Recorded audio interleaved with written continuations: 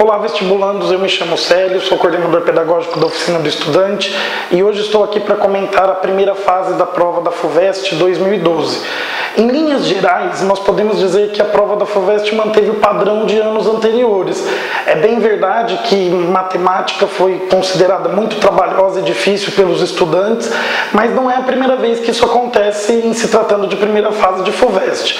Talvez o predomínio de questões de geometria, quase 50% da prova, tenha dificultado um pouco mais o trabalho de estudantes que não são muito afeitos a essa parte da disciplina e são têm mais facilidade na parte de álgebra, por exemplo. Mas a exigência de cálculos trabalhosos, de contas que não são típicas de primeiras fases de outros vestibulares, é uma marca que a gente pode considerar comum das provas de exatas da FUVEST, exceto química.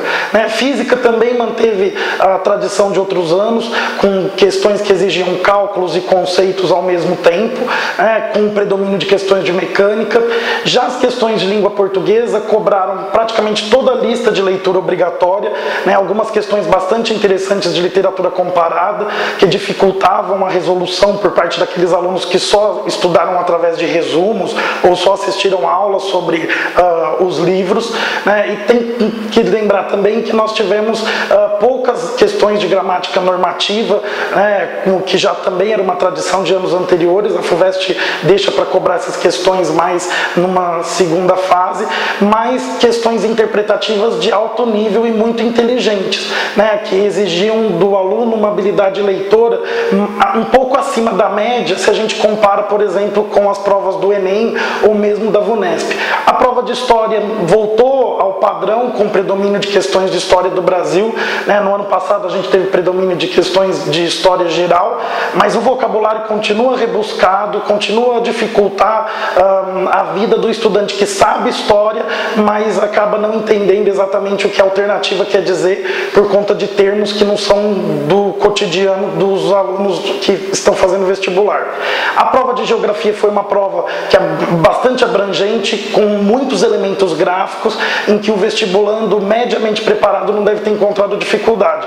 A exemplo do que acontece com Biologia, também uma prova bem distribuída, sem predomínio de uma área específica, e a prova de Química, que das exatas com certeza foi a mais simples.